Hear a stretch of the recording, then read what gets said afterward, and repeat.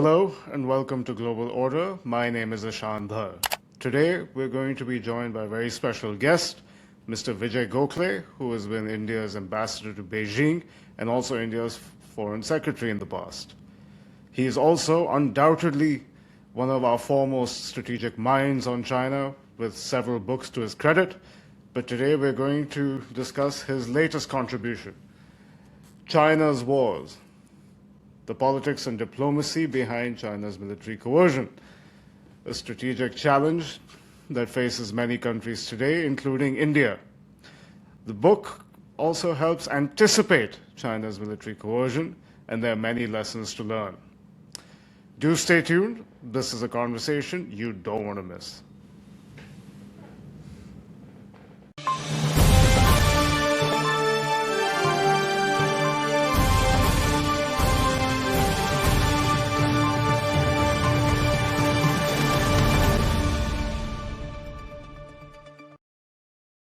Mr. Gokhale, welcome back to Global Order. It's an absolute privilege reading your new book and to also have the opportunity to get to speak to you about it. Thank you, Ishan. So, Mr. Gokhale, what becomes immediately apparent once one gets into your book is that the Chinese concept of deterrence differs significantly from the Western concept, which India and much of the rest of the world subscribes to. As one also goes through the 4 case studies that you document, the same point becomes apparent. Why do you think it is important to understand this distinction? Well, the distinction was very well explained by the former US Secretary of State Henry Kissinger, whom I also quote in my book. Kissinger basically differentiated between the way that the West thinks of deterrence and the way that the Chinese think of this concept. The Western concept is essentially a defensive one. In other words, should your adversary attack you, you take a countermeasure, which is a deterrent measure, in order to deter the adversary or the enemy from continuing with that attack or escalating the situation. In the case of China, however, deterrence is preemptive. It's not reactive. And this preemptive nature comes from a deeper strategic thinking within China. That strategic thinking assumes that all Chinese actions and policies are morally and ethically right, that they are justified in their policies, and it is the adversary's actions and policies that are questionable. And in that situation, China believes that it therefore has the moral right to do a preemptive strike against an adversary, should it believe that the adversary has hostile intentions, because it is easy to justify that then as a defensive action, simply because the Chinese view is that they are always morally and justifiably right, and that the case of the other party is unjust or illegal or unfair. And I think this concept needs to be researched to a much greater extent by Indian strategic thinkers, because we are going to be dealing with China over the next several decades. Right. And this actually begets a deeper point, which your book does go into. I shouldn't say where, but it does go into it. Where the same Chinese strategic thinking that you refer to sees war and negotiation, or I suppose diplomacy, as a part of the same continuum, again, in sharp contrast to the West and perhaps the rest of the world. What more could you tell us about?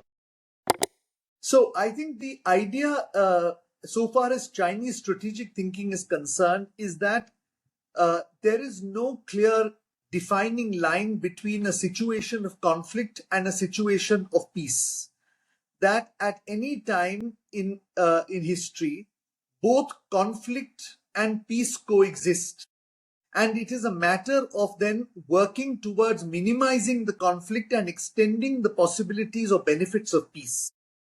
And therefore, they see the use of force and the use of negotiation as 2 sides of the same coin. So conflict and diplomacy are not 2 distinctly separate sort of processes, but part of a single process of ensuring the survival of a regime or the survival of a civilization by minimizing the opportunities for conflict and maximizing the opportunities for peace. Now, from this, of course, is a much bigger issue that we need to think about. And that is, we need to adapt then to China being in a state of permanent conflict. Right. In other words, our presumption that if there is no, let us say, tension on the line of actual control with China or tension anywhere else with China, that therefore the Chinese are not engaging in actions which can be seen as inimical to us is fundamentally wrong. Even during peacetime, they continue militarily, in terms of information warfare, in terms of diplomacy, in terms of politics, to continually undermine the potential and the capabilities of the adversary. And therefore, it's extremely important for us not to look at China in terms of assuming that if there is no conflict, then it is a normal relationship in the way that we would deem us having a normal relationship to, let us say, many of the Western countries. Right. And I'm glad you did bring up information warfare and diplomacy working in tandem. We saw this, as your book points out, both before and in the aftermath of the war in 1962. And they even managed to successfully shape international perceptions of the conflict as best, perhaps exemplified by Neville Maxwell's India's China War. Title's a bit of a giveaway there.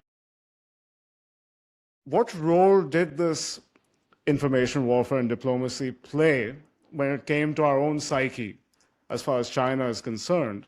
And do you still find this to be an effective tool in the age of social media, competing narratives online, and so forth?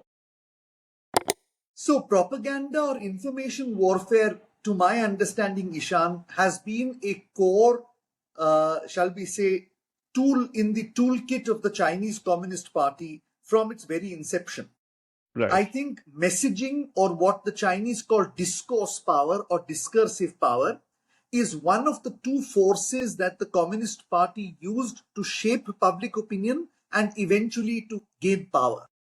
The other was, of course, the application of force. So force and discourse power went together as two parallel sort of tools or weapons to achieve their objective.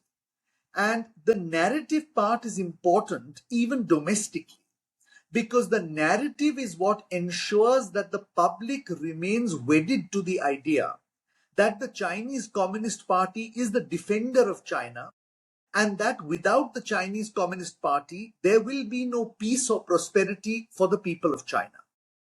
And therefore, myth making, as I call it, the creation of myths, such as the Long March, for instance, which was actually a disastrous military expedition, Right.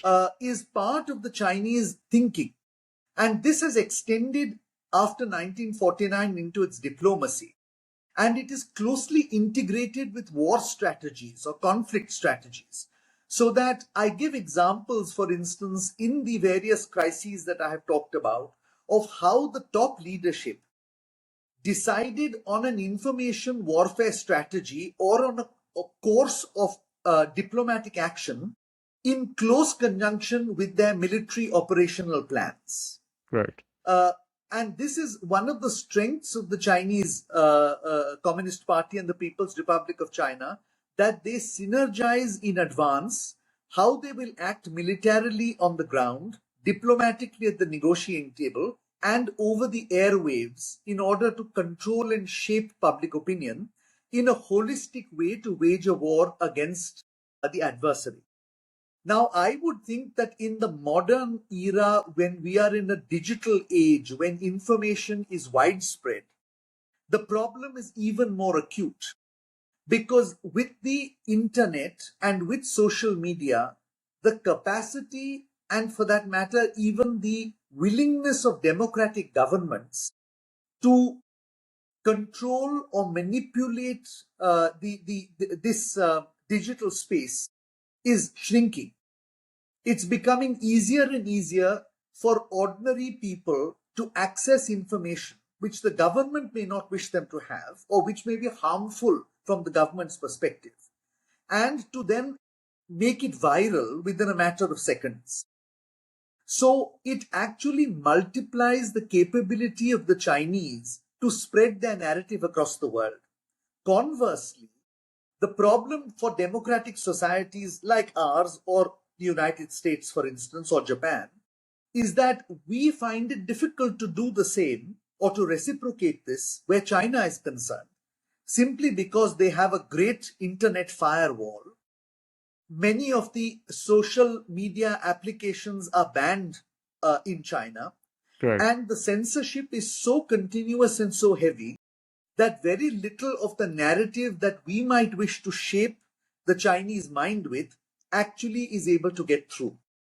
And therefore, I think one of the big concerns going forward is that we need to find ways in which to overcome this imbalance between the Chinese being able to use modern technologies to spread their discursive power and their discourse even quicker, and us being unable to do the same because there are firewalls in place in China. Correct. Another thing that became apparent in your case study of the 1962 war was China's use of strategic deception, uh, particularly on the question of whether they believed they'd inherited what were initially Tibet's border disputes with India until such a time as when it suited them.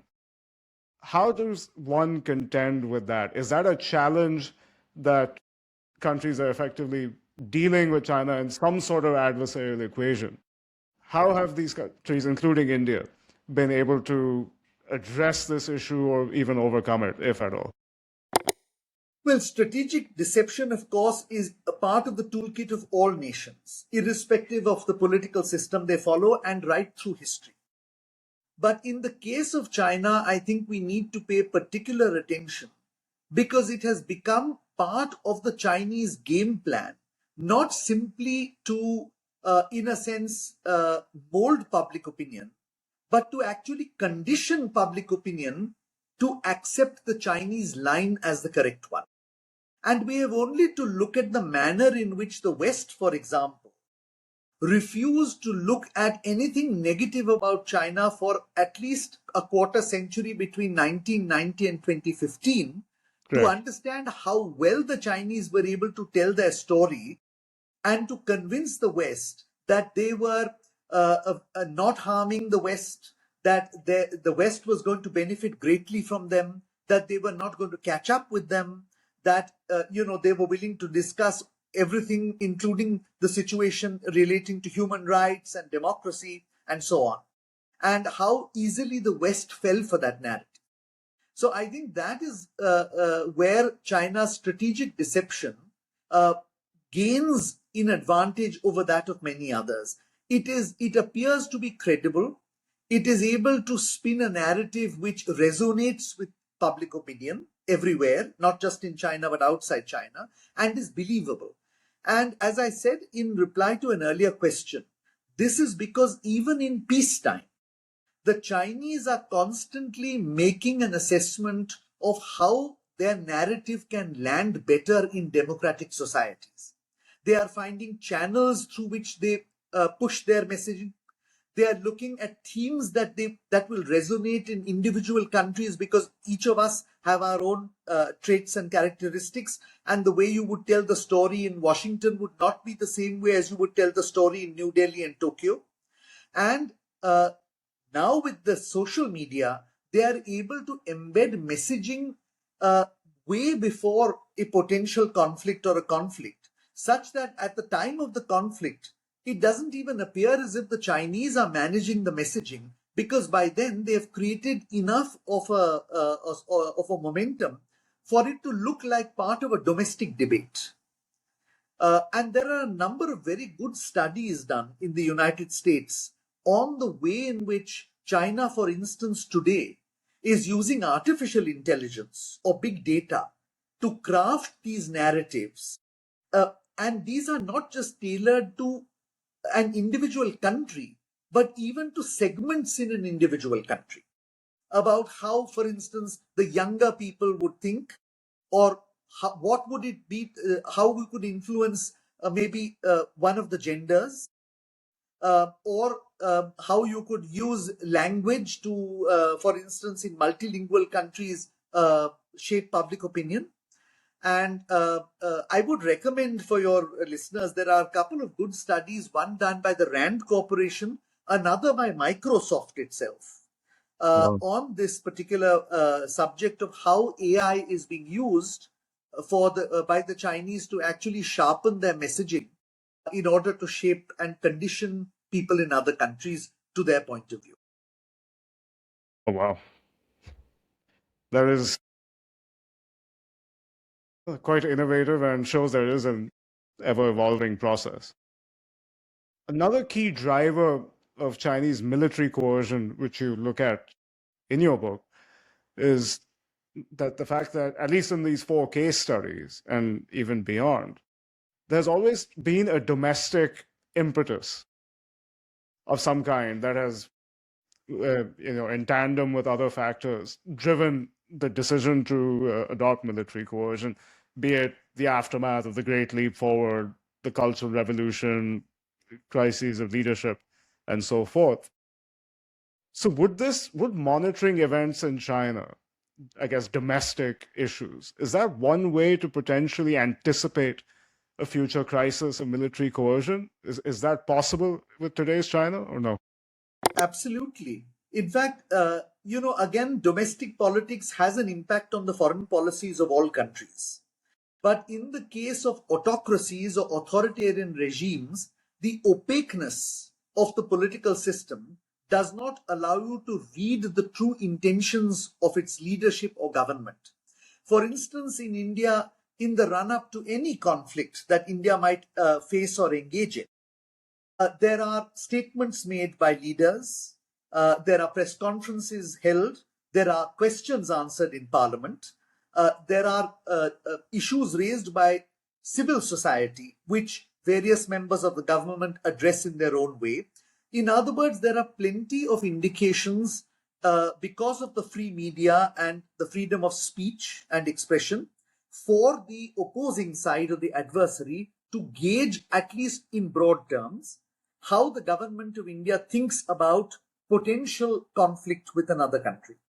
In the case of China, on the other hand, leaders don't make statements, don't hold press conferences, there isn't a functioning parliament, and free media doesn't exist in China. Right. Ergo, it becomes very difficult to gauge what role this domestic situation is playing in aggravating a problem that China has with another country. But difficult as it is, as you correctly pointed out, Ishan, it is vital that we have a very good set of data and good research on the domestic situation in China at any given point of time.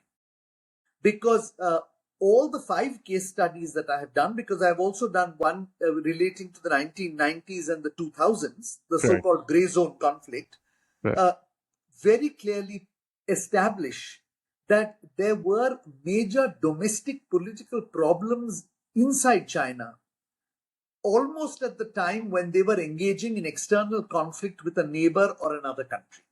And that those domestic political problems were often the reason why they engaged in external aggression, because they felt that alluding to an external threat would help them unify the opposition and unify the party behind them, and therefore ensure that there is no opposition to them.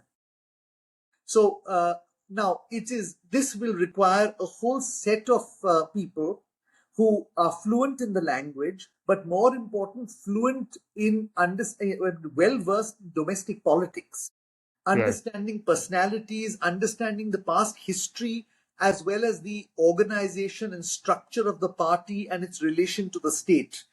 And that will require a considerable degree of work. There is, of course, some excellent work in the West. Right. particularly in US universities. But at the end of the day, Ishan, the United States academic community looks at China from the American lens. And the American lens is not something we should be using when we make an assessment of the Chinese, because there are vast differences. America is the bigger nation, we are the smaller one. America is economically and militarily more powerful. We are not as powerful militarily or economically. Most importantly, there is an ocean separating China and the United States, Correct. whereas for us, there is a 0 degree of separation. We are abutting each other in the Himalayan highlands. So we have to evolve our own view of China's domestic politics and look at how it impacts on its foreign policy. And I wager that if we do have a set of people who can do this, we will have valuable insights which might help us discern a crisis before it comes, or at least help us confirm that the situation is evolving towards some sort of a crisis. Correct. And you interestingly, within the same line of thinking, drew a connection, or perhaps a tentative connection, between Xi Jinping's consolidation of power within China and the gray zone warfare that China waged against us in the last decade. Could you please tell us more about what the rationale is there? Yeah, There's so very little about that, perhaps. well, not much is written, and as I said, not much research has been done in this area. I think it is quite clear now that the earlier foreign policy guidance that was given by Deng Xiaoping, that China needed to hide its capabilities and bide its time until it became economically or militarily competitive with that of the United States. I think that sort of basic policy, the current leadership believes had run its course by 2010. Because by 2010, China was the second largest economy in the world. It had the second most powerful military in the world. It was the dominant trading nation in the world. And it had technologically begun to catch up with the United States. And therefore, I think when the current leader, President Xi, assumed office, he he shifted the approach from this more passive approach of Deng, which is keep your head below the radar, to a new approach which said we need to assert ourselves and be proactive in shaping our place in the world and the world at large, rather than simply reacting to events. So I think to some extent, a lot of this was the result of how China had developed in the 20 years between 1990 and 2010, and that the impact it had on evolving strategic thinking in China. But I also do believe that after he came to office in 2012 as the General Secretary and then in 2013 as the President of China, Right. that Xi Jinping also felt that China's assertiveness needed to be demonstrated in a more concrete fashion in order to make the message clear that it was dominant in the Indo-Pacific region and that it expected other countries to be sensitive to its concerns and to acquiesce or defer to its demands. And this was witnessed, you witness this in a number of assertive incidents, and some countries might use the word aggressive here, incidents, which begin in the northeast, in the East China Sea or the Sea of Japan, Right. where you see heightened patrolling of the islands, of the waters of the islands which are claimed by Japan, known as the Senkaku, which China also claims. You see a very clear pattern of gradual militarization of the South China Sea from 2015 onwards, to the extent that today they are sitting on many of these reefs and have actually established military installations and fortifications. And you also see it with us on the line of actual control. So that from 2013 to 2020, you not only have a series of incidents, but those incidents become more and more complex in scale and for the time that they continue. So you have an incident in 2013, which is at one particular point, and the incident goes on for maybe a couple of weeks. And then you have the 2020 situation where you have incidents at multiple points, Right. and the standoff continues for 4 years.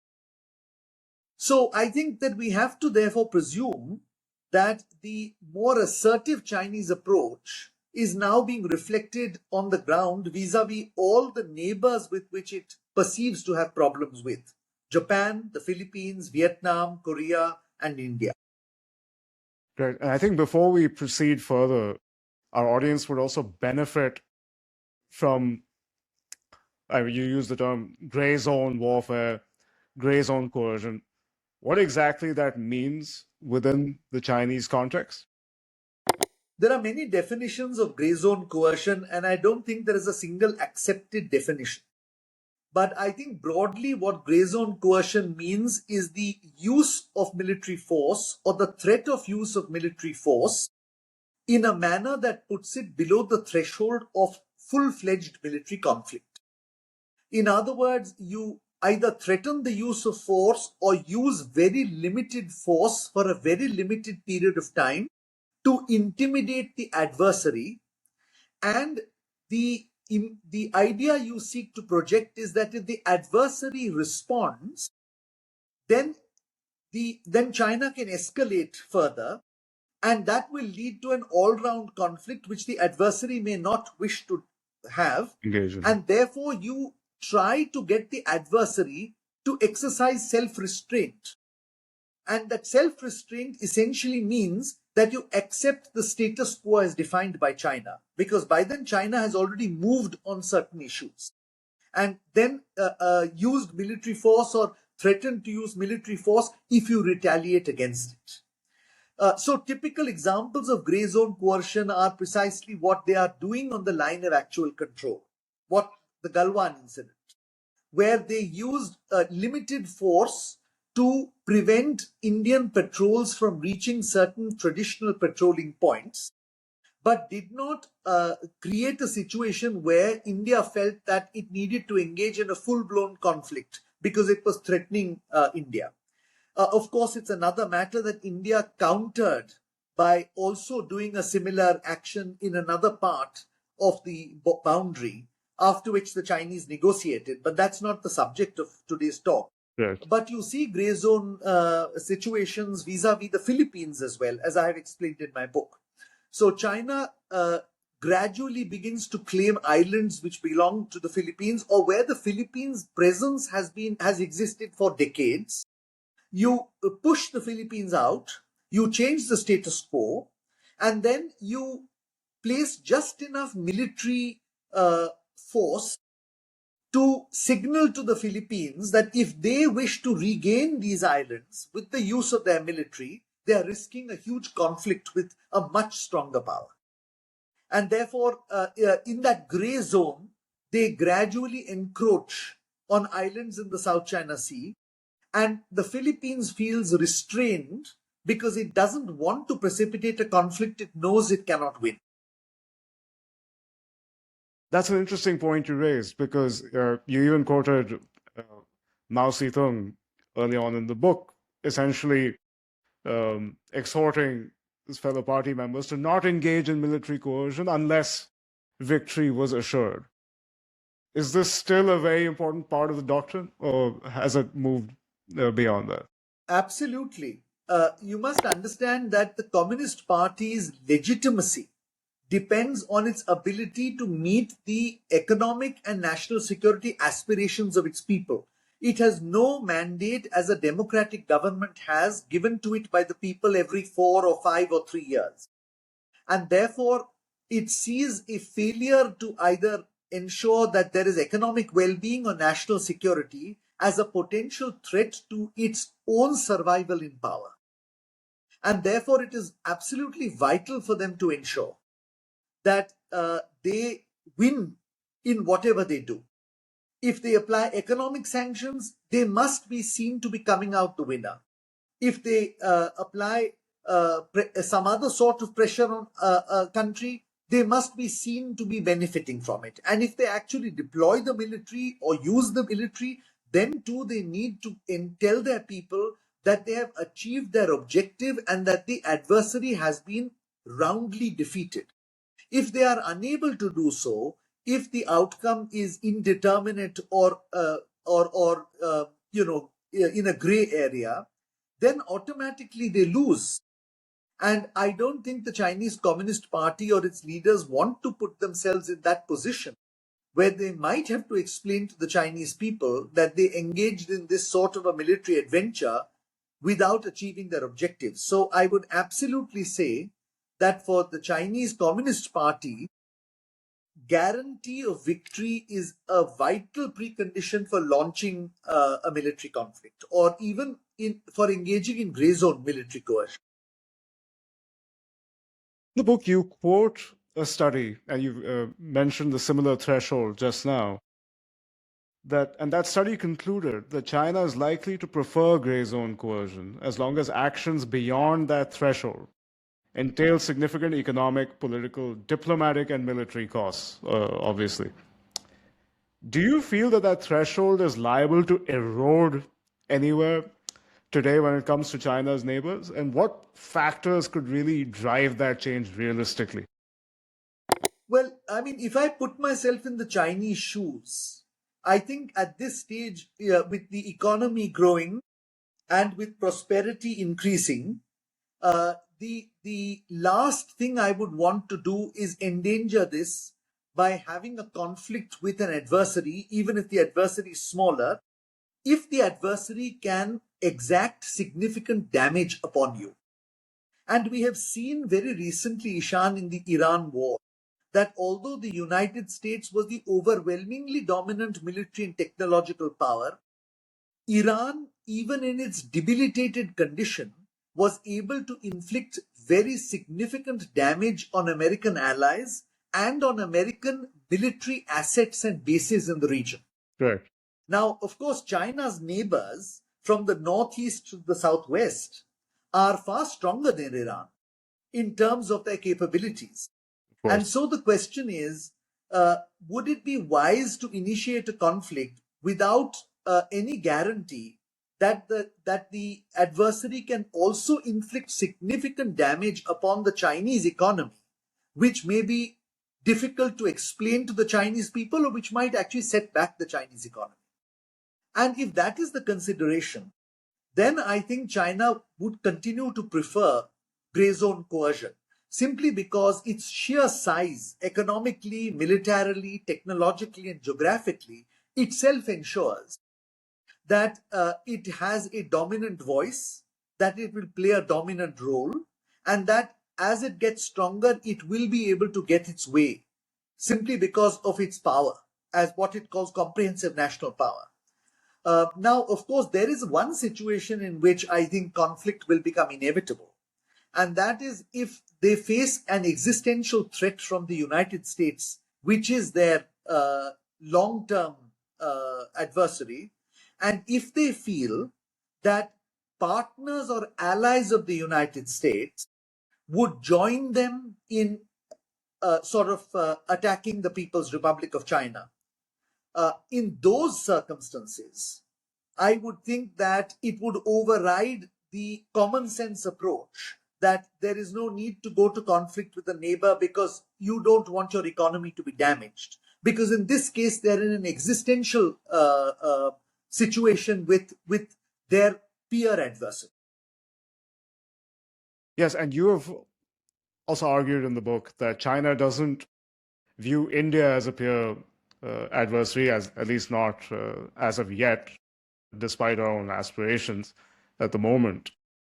And you've also pointed out that at least historically, and I guess even in contemporary times, proximity to great powers such as the US and the erstwhile Soviet Union, in tandem with other drivers, has driven China to engage in military coercion and gray zone coercion with us at different times, and that it is absolutely vital for India to monitor the triangular balance between the Americans, the Chinese, and now the Russians, to anticipate when a future crisis may emerge. If you were to look at the environment since post-2022, the Russians have been thrust far closer to China, I think, than they ever were since the Sino-Soviet split. Our relationship with the United States is also seeing some turbulence. Where does that put us vis-a-vis China's strategic calculations? Does that make us more vulnerable to gray zone coercion? Does it have the opposite effect? I think we should be clear, Ishan, that while our own relations with the United States are currently stressed, in Beijing, the perception still remains that India is tilting towards the United States. And that because the United States is the existential threat, India is therefore a problem to be dealt with. Right. Now, even though they may not look upon India or Japan or Vietnam or the Philippines as their equal, it does not mean that they do not understand the capabilities of these countries. And when those capabilities might get attached to the bigger threat that they face from the United States, then those concerns become actionable. And that's when they begin to apply some sort of pressure, whether it is in the form of economic sanctions or political sanctions or military gray zone conflict or even hot wars. So I think we have to understand this dynamic, and we have to prepare for the possibility that even though we may not look upon China as an adversary, and we may be having problems with other major powers, Beijing has to look at it, we have to understand it from Beijing's perspective. So studying the way China thinks on great power relations and the relationship that its neighbors have with those great powers is absolutely vital for us as Indians. Of course, there are a lot of experts in India who study this, but I think it needs to be done in a more systematic fashion and in a more continuous fashion, so that we can understand how the Chinese think about us when we build relations with, let's say, United States or Russia. Right. And you have argued that the PRC is likely to continue to wage gray zone warfare against India in the near to medium future, and that New Delhi should ideally prepare for a period of, quote, armed coexistence. What exactly does that mean in practice? Well, we are already in that situation, Ishan. Right. After the Galwan incident, or the set of incidents which is called the Galwan incident, Right. you have a heavily armed and a heavily manned border.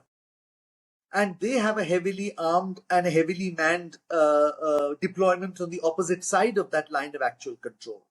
So the thinly manned, thinly armed border is history now. It's in the past. We are going to be in a situation where I don't think we are going to let down our guard and leave parts of the border thinly manned or thinly equipped. And that's what I mean by armed coexistence.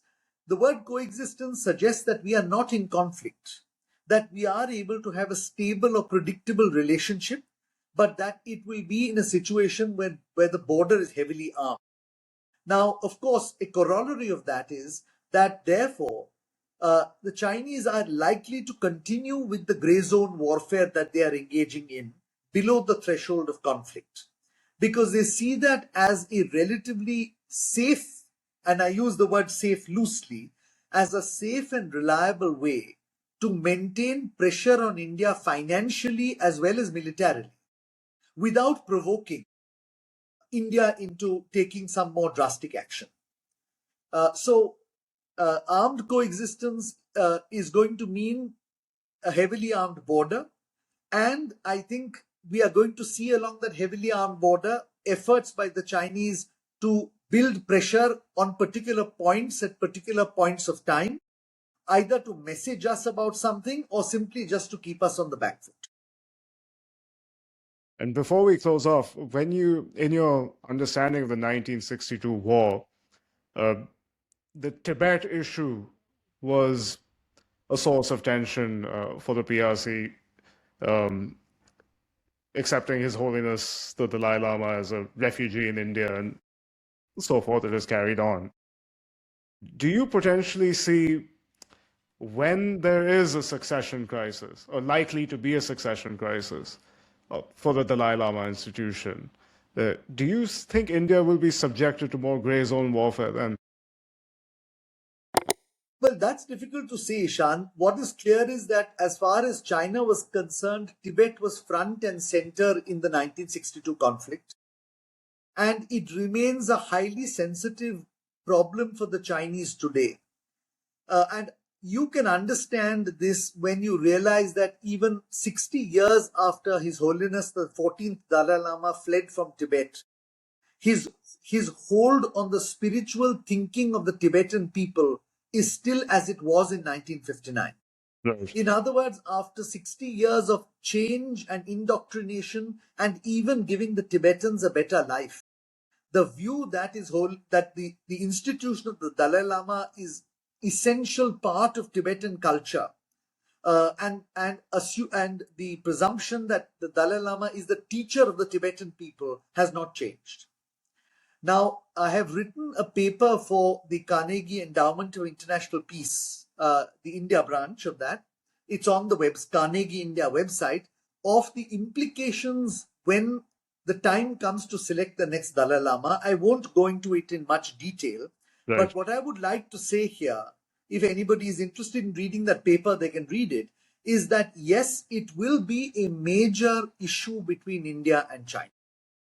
The reason I'm saying this is the 14th Dalai Lama is regarded by the Chinese as a separatist, but he is still regarded as the Dalai Lama. Right. The next one, the Chinese Dalai Lama will not be recognized by the Tibetan community. The Tibetan Dalai Lama, likely born in exile, will not be recognized by China. In other words, there will be two competing claimants to the title of the 15th Dalai Lama, and China is likely to look very unhappily at anybody who supports the competition. And if that is India, because we have a shared border, then you could have problems down the line. But of course, whether that will lead to military conflict or even gray zone warfare is a hypothetical question which is difficult to answer at this point. Mr. Gokhale, that was absolutely insightful. Thank you very much for your time. Thank you, Ishan. Thank you very much.